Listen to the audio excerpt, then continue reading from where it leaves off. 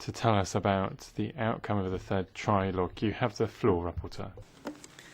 Thank you, Chair. And yes, as you said, we had our third trialogue on the Fund for European Aid to the Most Deprived last week in Strasbourg, and we are hoping to conclude the trialogue on Thursday, which is quite an ambitious task.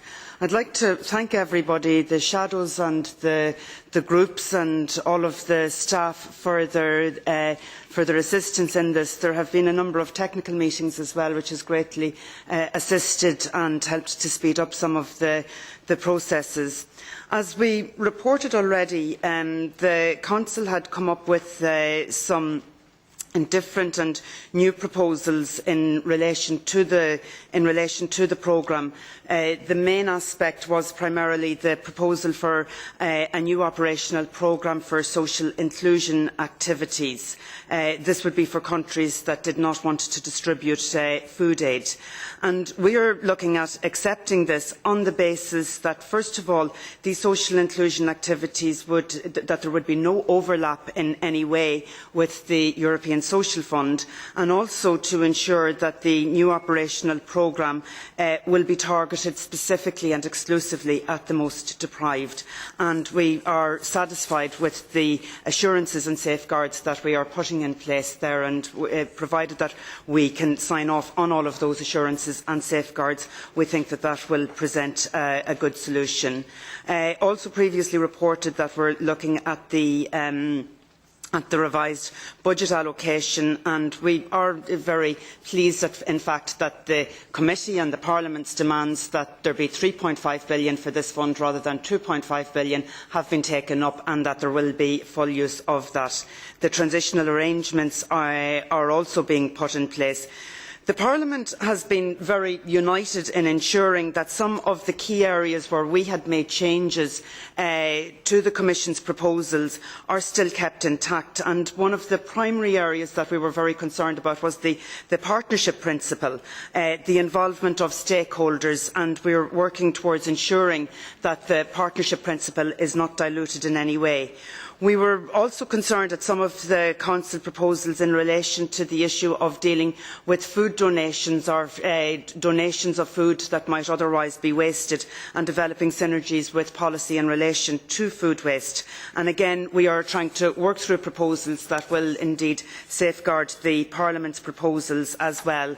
Similarly, we are looking at developing synergies with policies in relation to healthy diet, healthy lifestyle, local supply chains, without being too prescriptive on the receiving organisations, because I think that we want to make sure that on the one hand the beneficiaries are not overly burdened with administrative tasks, but that at the same time that they are able to develop synergies with these other areas.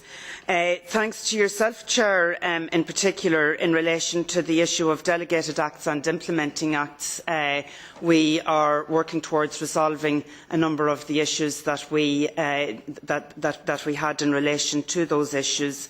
I think that we should be able to get agreement on that. We are awaiting still some further clarification. And then, in relation to the issue that was discussed in detail at the last Employment Committee meeting, which was the issue around social groceries, and there was considerable support expressed at the last Employment Committee meeting that this area would be explored and that it would be facilitated. We have met with considerable resistance from both Council and Commission to this idea, and the Commission is to prepare a draft note for us in relation to the obstacles that relate to this particular issue. As I mentioned, Chair, we are hoping that we will be able to have our final trialogue on Thursday. There are a number of technical matters that we may need to smooth over, but I think that everybody agrees that time is very important with this particular programme, because we want to make sure that the programme is operational as quickly as possible, and that if it is a difficult winter, that NGOs will be assured of support from this particular fund. Parfait. Very good. Any questions on that exhaustive report? Pretty much. Sorry, Isaiah. Thank you, Madam Chair, and thank you for the good explanation. I just have a question that because it was delayed, the whole MFF was delayed, and also the negotiations with this new fund. Do you see that there is a danger that there is now some kind of time lapse between the starting of the new programme, so that, for example, at the grassroots level, the food banks, they are not ready to start in the beginning of January, and how big this gap might be? Of course, it's on the member states, in the member states, that how quickly they are then to implement. But what is your guess? That is there going to be a long gap there between? Est-ce qu'il y a d'autres? Any other questions? Madame la rapporteure. Rapporteur, please. Okay, thank you. Yeah, thank you for that question. We're looking at transitional arrangements, and the proposal is that the expenditure eligible for the fund will actually be in place from December 2013.